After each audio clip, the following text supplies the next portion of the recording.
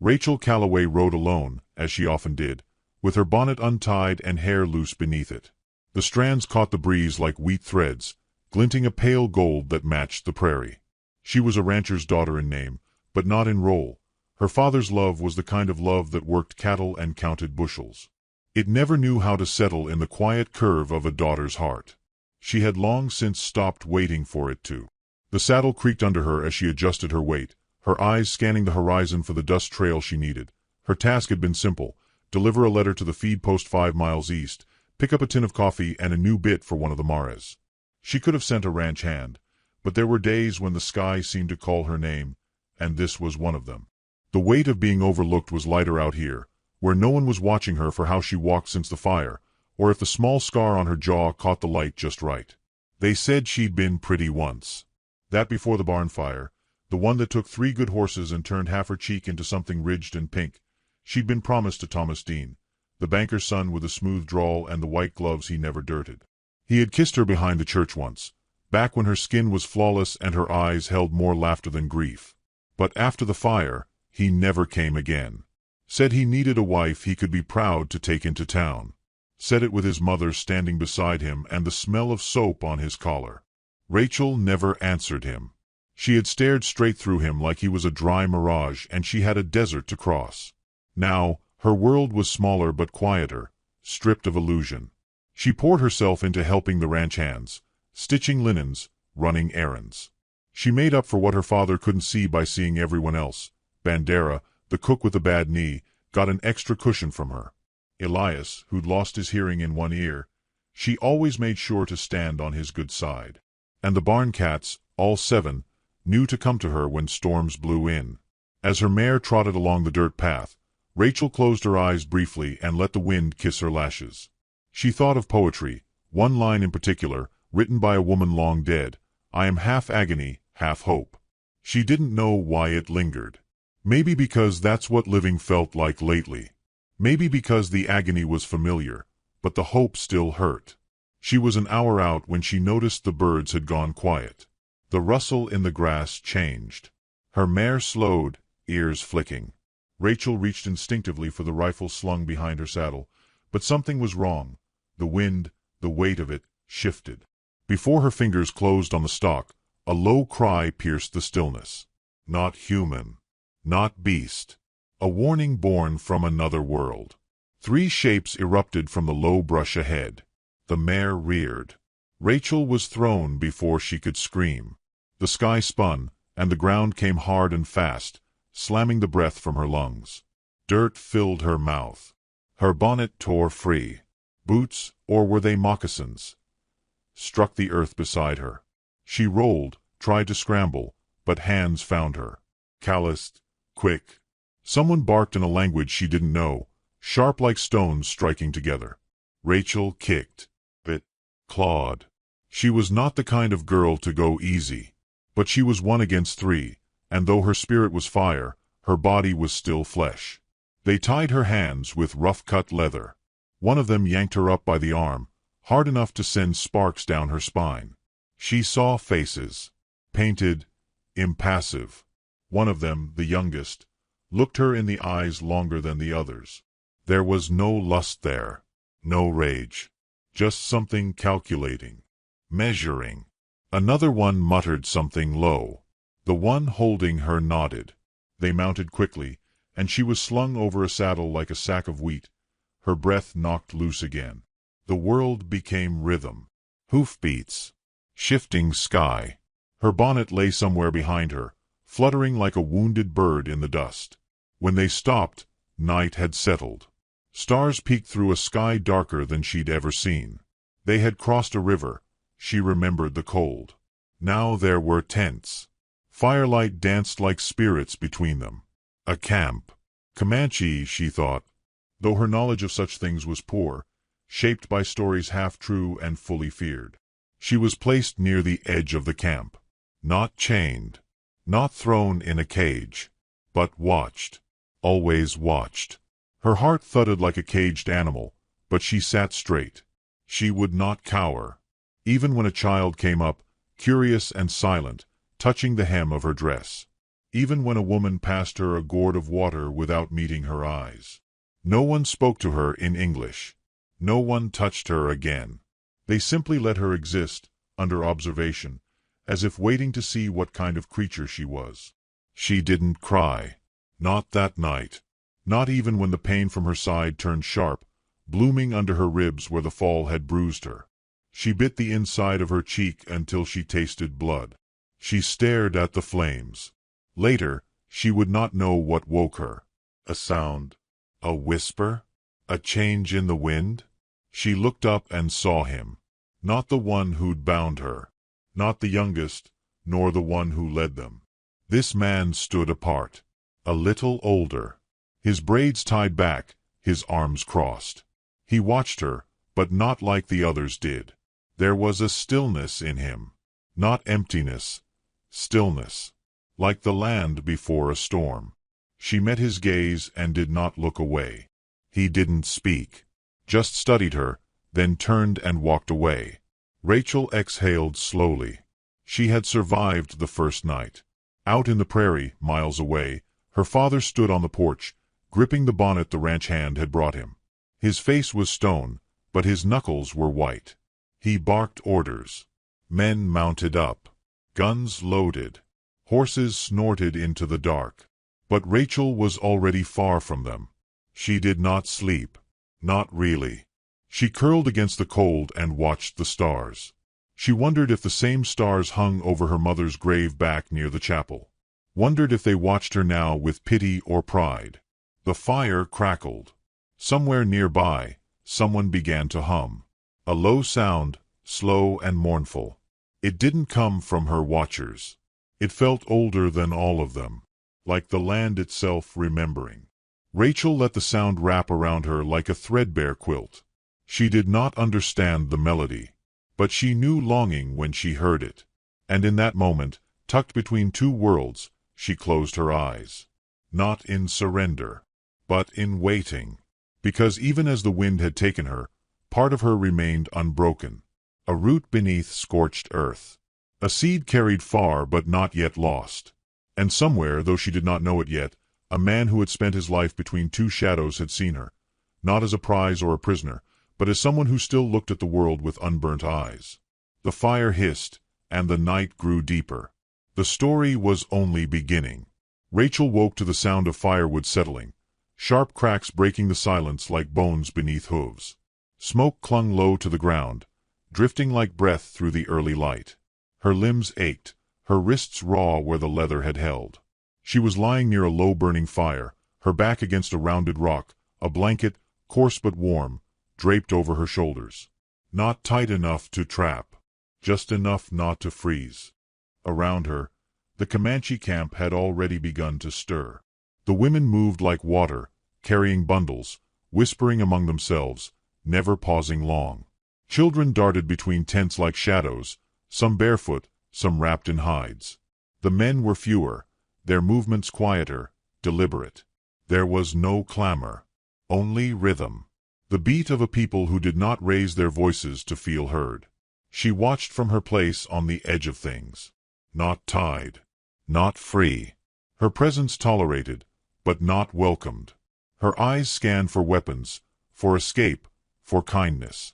She found none of the first, little of the second, and one thread of the third, a young girl, maybe 7, with braids falling past her shoulders. She had approached slowly, holding a strip of dried meat in her small palm. Rachel hadn't taken it, but she hadn't turned away either. The girl had lingered, eyes wide, until a woman called her back with a single soft syllable. Still, she had left the offering near the rock, where Rachel could reach it without asking. When she did, the taste was sharp, smoky. Her stomach clenched at the sudden presence of food, but she didn't stop. Hunger was a kind of truth that stripped pride away. She spent the first full day like that, watching, listening, learning the shape of silence. No one spoke English. Or if they did, they chose not to. She understood the meaning in their eyes more than their words. Some glances held indifference, others suspicion. One or two flickered with something more complex, a kind of wary empathy, the kind strangers offer each other in places where everyone's lost something. By late afternoon, she had begun to piece the pattern of things. The camp was temporary, held together with labor and prayer. She saw how each tent was a world unto itself, how the fire rings were not just for warmth but for story. There was ceremony in how they moved, how they prepared food, how they knelt to clean a child's scraped knee, how they braided each other's hair by starlight. The man from the night before appeared again as the sun folded itself beneath the hills. He stood across the fire from her, arms folded, still silent. He wore no feathers, no ornaments, just leather stitched with care, worn soft by weather and war. His presence was not loud, but it was steady, like a mountain watching a storm pass beneath it. She stared back at him, unblinking. She was too tired for fear now, too hollowed out to pretend. He stepped forward, just one pace, then crouched by the fire, picked up a stick, drew a rough circle in the ash. Then, two smaller marks inside it. One, he tapped her. The other, himself. She tilted her head slightly. Not confusion, just consideration. He tapped her again, then pointed to the horizon. Going home, she whispered. Her voice cracked like dry earth. She hadn't spoken in over a day. The sound startled her more than him. He said nothing, only looked at her for a long time, then shook his head once. Her shoulders dropped. So that wasn't the plan. Not yet. He pointed to himself, then gestured to the people around them. Then drew a line between them and her. A pause. Then he swept the stick across the line, breaking it. Her breath caught. It wasn't clear what he meant, but it felt like something important. A message not of ownership, but of decision. A voice called from the far tent.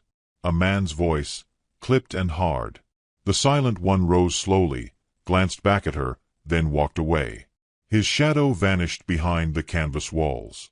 That night, Rachel lay on her side beneath a low awning they had tied up for her. The stars were sharper here, like ice caught mid-fall. She traced them with her eyes and tried to name them. But her mind wandered instead to her father's boots, always too heavy on the porch. The way Thomas used to comb his hair like it mattered. The sound of the church bell tolling at dusk. She no longer believed in being rescued. That belief had died somewhere between her bonnet falling and the second mile into the plains. What replaced it was something harder, sharper, resilience not born from hope, but from necessity. She would not scream, would not plead. If they meant to trade her, they would find her unbowed. If they meant to kill her, she would look them in the eye. The next morning, she woke to singing. Soft. A woman's voice, lilting. A lullaby, maybe. Not for her, but for the child she cradled while braiding her hair. Rachel sat up slowly, the blanket sliding off her shoulders. No one stopped her. She stretched her legs and found the pain more distant now, though her ribs still ached when she turned too quickly. The silent warrior was back. He stood near the horse line, watching a young boy adjust a saddle too large for him. He didn't correct, just observed. Rachel studied him now with less fear. There was no cruelty in him, no pride either, just stillness, like he belonged to the land more than the people around him.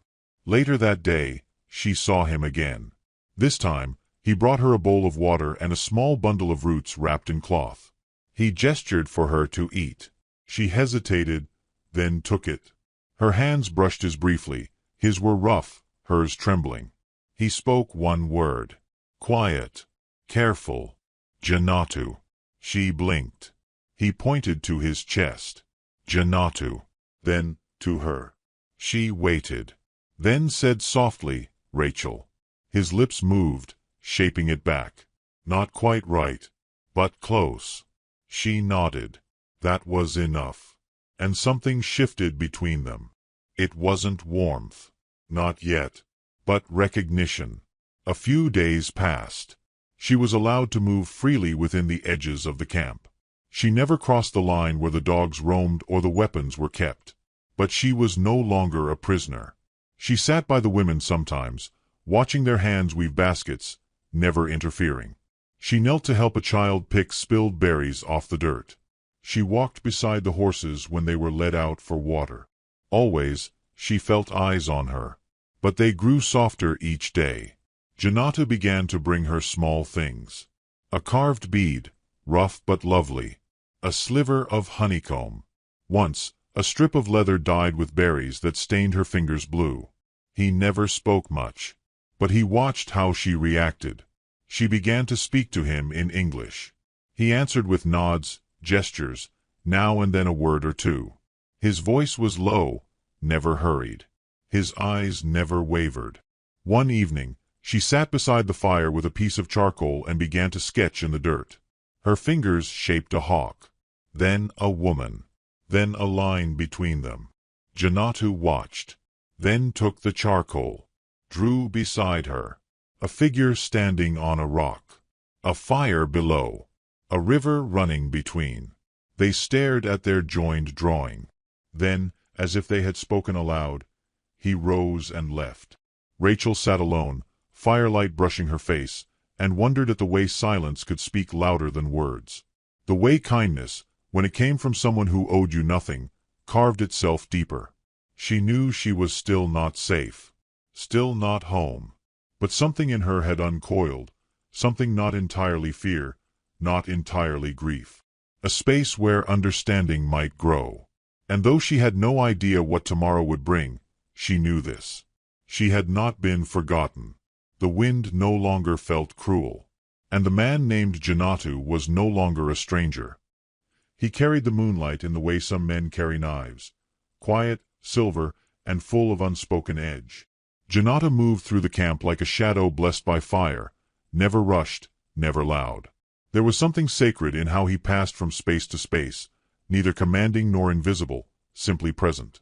Rachel had begun to notice these things, not because she looked for them, but because they found her in the quiet.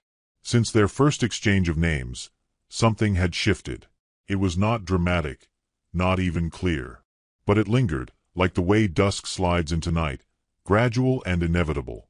Janata came to her with small offerings, not of wealth but of meaning.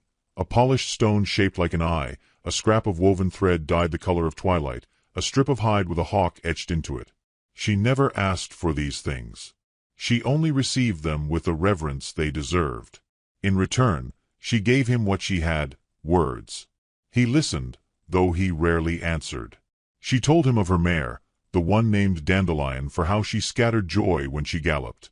Of the barn fire, the pain, the way people looked away from scars not because they were ugly, but because they didn't know how to name survival when it wore a woman's face.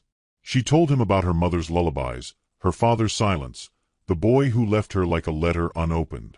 Janata watched her as if these words were stones she laid down to cross a river, one by one.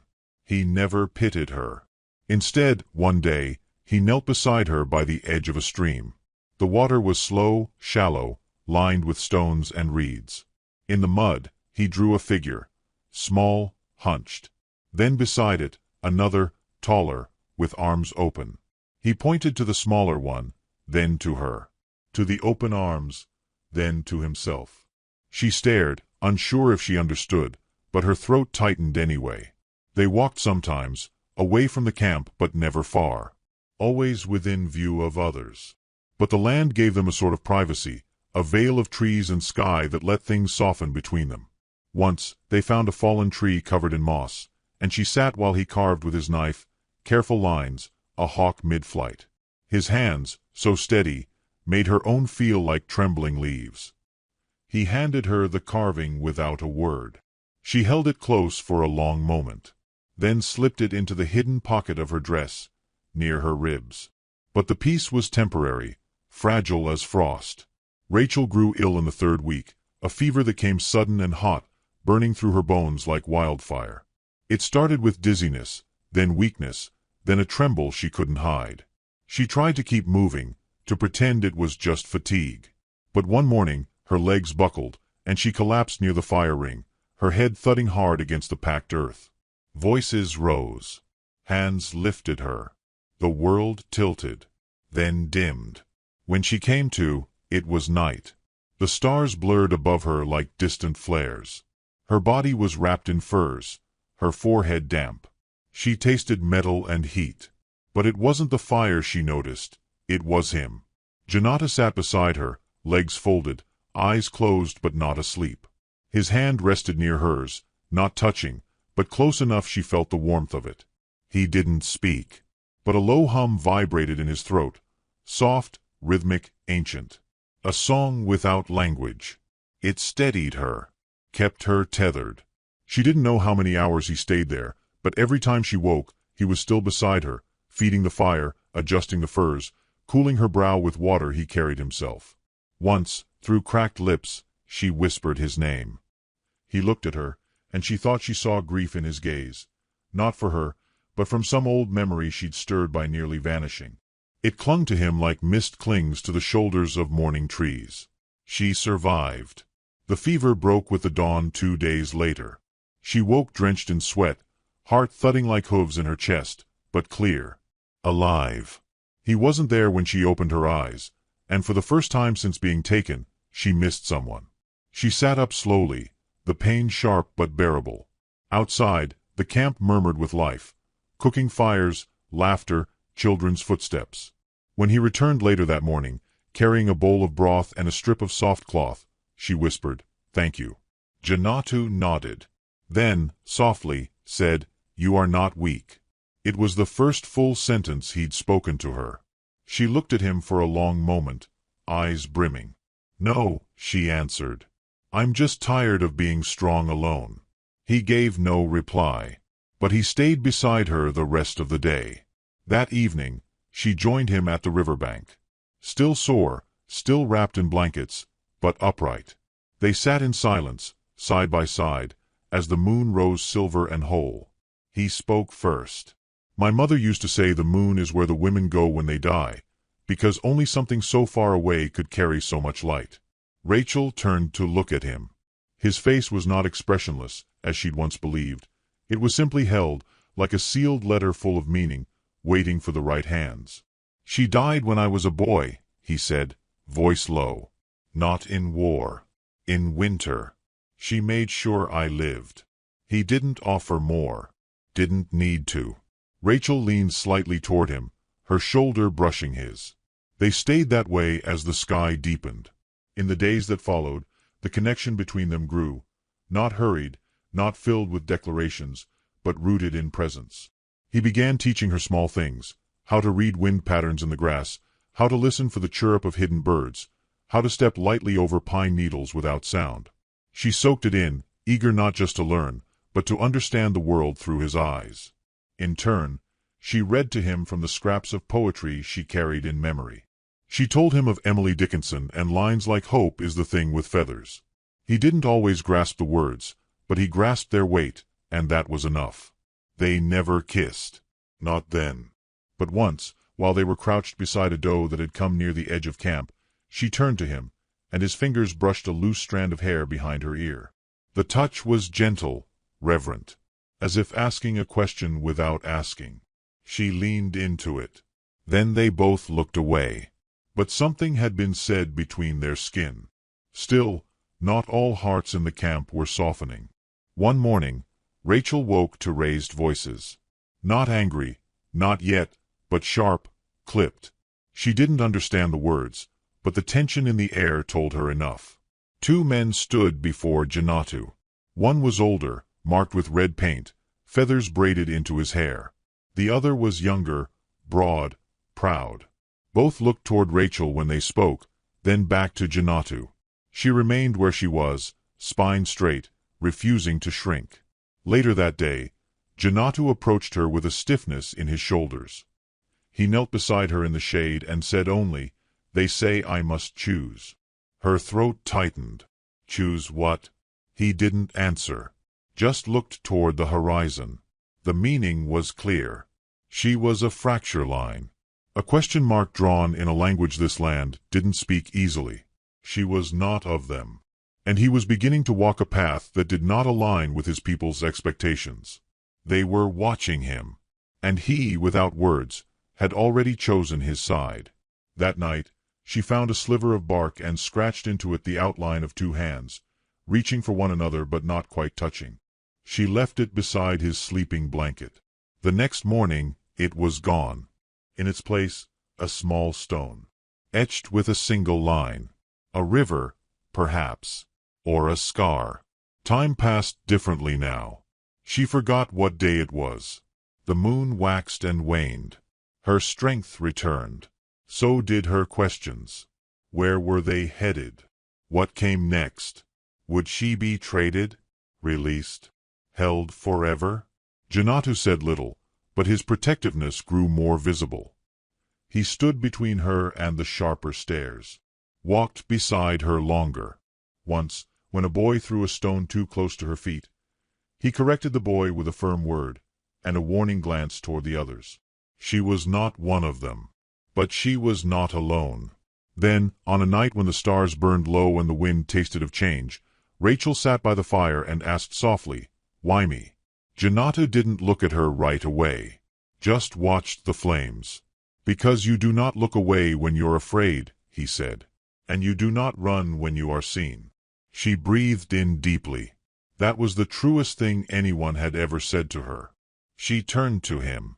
"I see you too." It was not a declaration. It was a recognition. He nodded, and for a moment, the fire between them didn't crackle. It pulsed. Outside the circle of light, the camp moved on. But here, in the hush, something deeper than choice was beginning to form. Rachel knew now she would never be what she was before. And Janatu. He had already begun to leave behind the man they had trained him to be. They sat side by side until the moon rose high, and the wind carried with it not fear, but the beginning of something both older and braver than love. Understanding, trust, and the aching, beautiful cost of choosing one another in a world that had never made it easy. The nights grew warmer, though spring had not yet laid its full hand on the land. The thaw had begun, creeping like forgiveness through the soil. Snow still clung to the shadows of trees, but the ice in Rachel's chest had started to melt weeks before, around the time she realized Janata stood between her and the world, not to guard her, but to guard the space they'd built. It wasn't love, not yet, but it was trust. And trust was rarer than gold in a world of bruised men and broken women. She saw it in the way he reached for her satchel before they walked, in how he angled his body slightly forward when others came too near. She saw it in the way he listened, not just to her, but for her. Listening for threats. Listening for what she did not yet know to fear. But not everyone around them walked in that trust. The camp had changed. Or perhaps the change had always been there, creeping beneath the surface like a dry root waiting to crack open the earth. Where once her presence had been a question, it now became a threat. Not through violence, but through words spoken just loud enough to be overheard. Glances sharpened into blades. One woman, who had once shared berries with Rachel, no longer met her eyes. Janatu noticed.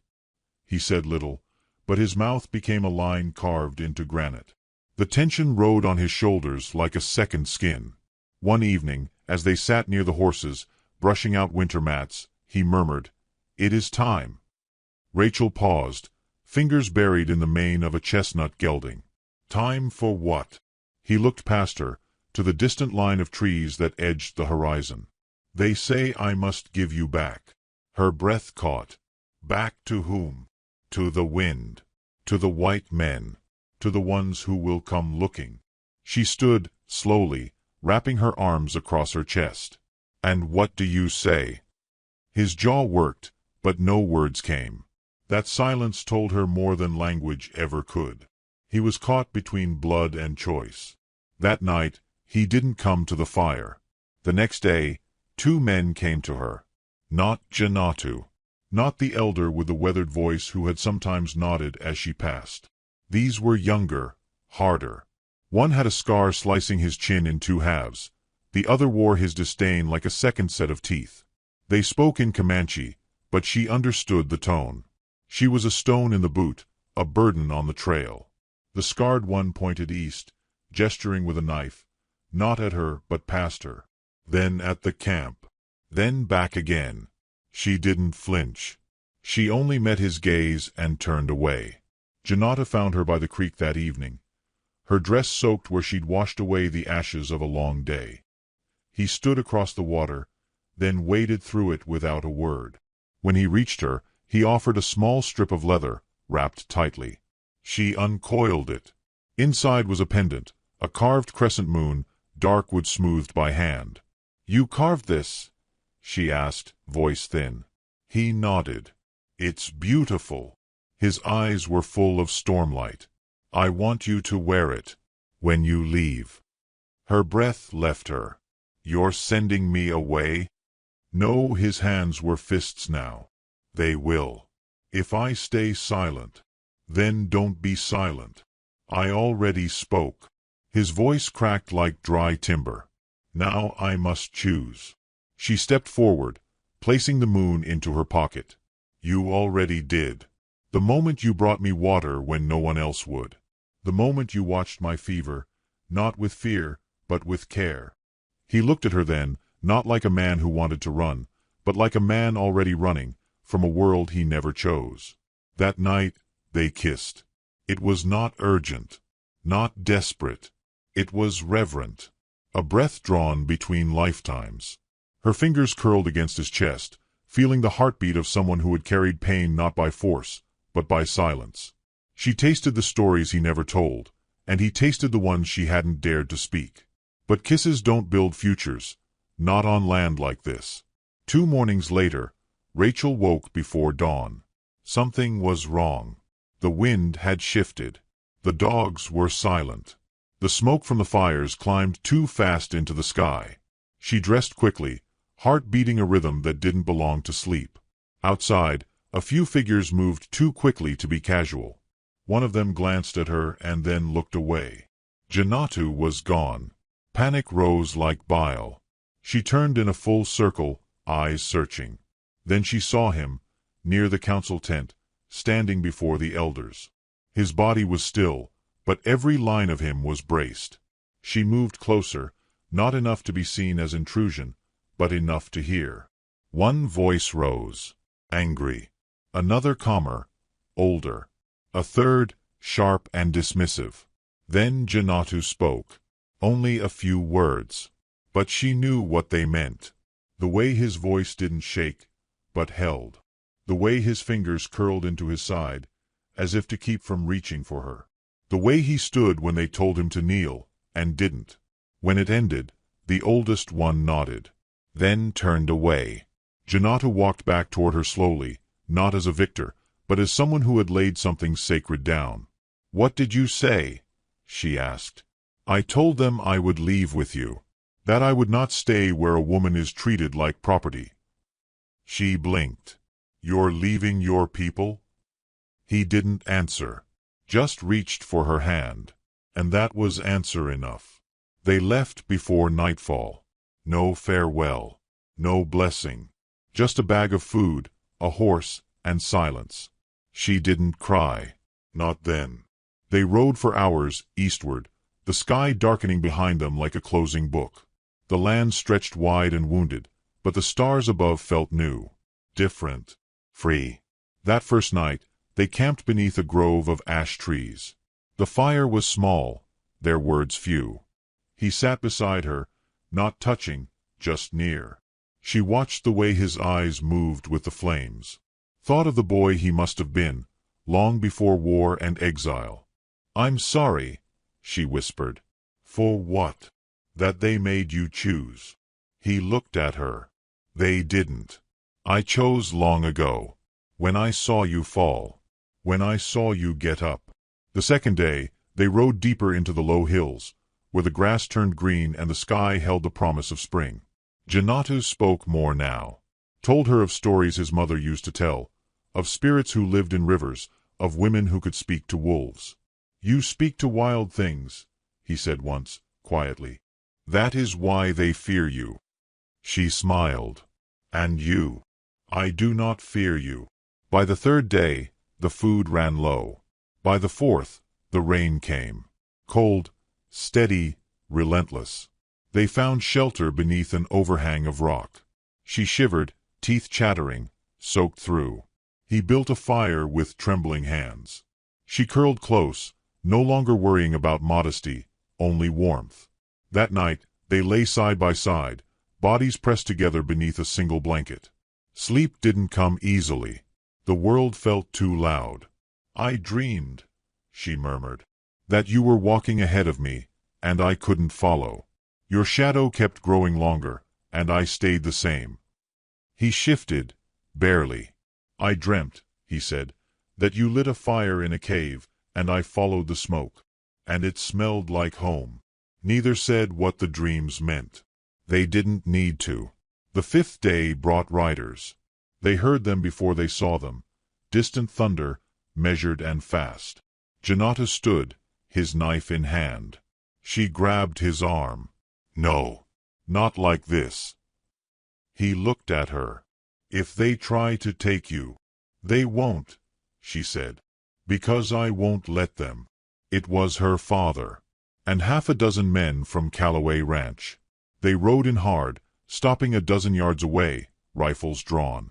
Her father sat at the front, gray-bearded, hollow-eyed, with Rachel's bonnet tied to his saddle horn like a trophy. "Rachel," he barked. "Come here." She did not move.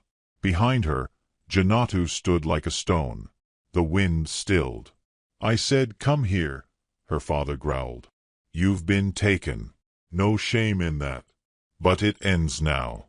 She stepped forward, slowly. The men tensed. "I wasn't taken," she said. "I was saved." Her father blinked. "Saved." His voice cracked. "By him." She nodded. "You never came for me. Not really. You just came for your name." The men looked at each other. Confused. Uncertain. "I'm not going back with you," she said, voice shaking now. "You left me before they ever did." Her father raised his rifle. Janatu moved. Just a step. Just enough. But Rachel stepped between them. "No," she said. "I choose this." Her father stared at her, then lowered the rifle, slowly, like it weighed more than he could carry. "You're no daughter of mine," he said. She didn't flinch. "I know." Then a voice rose, quiet but clear, one of the ranch hands. Elias, the one she'd always helped. "I saw her fight to live," he said. "More than you ever did." Her father turned, anger rising. But it had no place left to land. The men backed away. No one fired a shot. And when they left, Rachel stood in the rain, heart pounding, Janata beside her. She was not broken. She was not abandoned. She had chosen. As they walked back toward their fire, Janata said nothing. But he reached for her hand. She took it. And together, they began again. They didn't look back. Not once. The sound of hooves fading into distance was like the closing of a chapter that had long overstayed its welcome. Rachel's dress clung to her legs, damp with rain and resolve, and her fingers were still curled from gripping the air between her and her father's raised rifle. But her chest was steady now. Not calm, exactly, but clear. Beside her, Janata breathed slow and deep. His shoulders no longer braced for a bullet, but still taut, like a bow waiting to be unstrung. He watched the empty space where the riders had vanished, then turned to her, not to ask if she was all right. He already knew. She wasn't. But she would be. They gathered their few things, what little hadn't been trampled or soaked by the storm. A blanket. A satchel. The pendant he had given her, moon-shaped and warm against her skin. They mounted the mare together, Rachel in front, Janata behind, his hand firm at her waist as they turned toward the low pass between the hills, toward nothing and everything. The land was quiet. Not the kind of quiet that fears a sound, but the kind that follows truth. Even the wind seemed to hold its breath, waiting to see what they would do with this hard-earned freedom. They rode until their muscles ached and their lips cracked from wind and sun. They stopped near a stand of pine trees, where a stream threaded through stones like silver thread through dark cloth. Janatu gathered wood. Rachel built the fire. They did not speak much. Words felt too small. But there was no silence between them now, only understanding. That night she asked, "Where will we go?"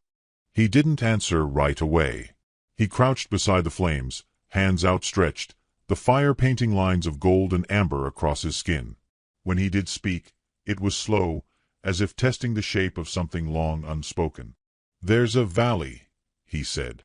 far south, between the canyons. No one claims it. Not the white men. Not the tribes. Only the deer and the wind. She listened with her eyes closed, letting his voice become a landscape. And it's safe. It's wild, he said. But it listens. She nodded. That's enough. They reached it after 5 days. Each day stitched them closer, through hunger, rain, small laughter. She taught him to write his name in charcoal on the back of a smooth rock. He taught her how to make fire from flint and patience. They traded stories without drama, like old coins passed between hands. Her story of the scar. His of a cousin lost in battle. Her loneliness. His silence. In the valley, the grass grew tall and forgiving. The trees bent with fruit. The soil, when pressed, smelled of promise. They built slowly. First, a lean-to. Then a roof. Then walls made from timber and stubbornness. She stitched curtains from old cloth. He carved handles for the door. By the time the first snow dusted the ridge, they had a home, not large, but honest. It held the warmth of something chosen. Rachel began to write. She used scraps at first, bark, leftover cloth, the backs of trade papers. Then Janatu traded for a journal when he took a trip to a nearby settlement for salt and flour. It was bound in leather, simple, unadorned. She filled its pages with their story, not just the escape, but the soft days that came after. She wrote by candlelight while he carved birds into the wooden beams, her voice humming the memory of old hymns. Winter settled around them like an old dog, grumbling but loyal. They rationed carefully. Janata hunted, Rachel smoked meat. They took turns stoking the fire at night. And slowly, as snow piled against the windows and time unfolded its quiet hand, the shape of love emerged, not as a spark but as an ember. Constant. Steady. A flame not made for show, but for survival. It came one evening, not with a kiss, but a question. "Do you regret it?" she asked, as the fire crackled low. He looked up from where he was sanding a spoon, his hands rough and patient. No. She waited. Not even the exile. His eyes didn't leave hers. I would not trade my peace for their approval. Rachel swallowed. Her throat felt full of stones. I used to think love was being chosen, she said. But now I think it's choosing back. Every day. Even when no one sees. He set the spoon aside and crossed the room to her. Took her hands in his. Pressed his forehead to hers. I choose you, he said. In the storm. In the stillness. In the leaving and the staying. And there it was. Not a proposal, but a vow. They married themselves beneath the trees in spring. No preacher. No witnesses. Just the wind, the bloom of wildflowers, and the sky holding its breath in blessing. She wore a dress she'd mended 12 times. He wore a shirt his mother once stitched. They stood in bare feet and spoke words that weren't poetry, but promises, hers trembling, his steady. I will not walk ahead or behind, she said, but beside you. I will not speak over your pain, he answered, but listen for your strength. Then they stood still, hands wrapped in cord, until the moment had settled in their bones. Seasons passed. They grew leaner, stronger, kinder. Janatu taught children from a nearby camp how to shape arrows. Rachel grew herbs and shared tinctures with women who came quietly, in the dark, for help. Word spread, of the white woman with the scar and the Comanche man who spoke little but healed much. Some called them ghosts, others saints. They didn't mind either. One night, years later, she sat with a fresh journal in her lap and asked, "Do you ever miss it?" He looked up from carving a cradle board. The camp, the tribe. She nodded. He thought for a while. I miss what it should have been, he said, but not what it became. Rachel touched his shoulder. I understand. She did. She missed the firelight stories of her girlhood. The smell of bread in the Callaway kitchen. The way the land sang before she learned how easily it could betray. But none of that was worth going back for. The past had not rescued her. Janatu had. And he had done it in the quietest way. Not with weapons, not with shouts, but with presence. With the kind of loyalty that comes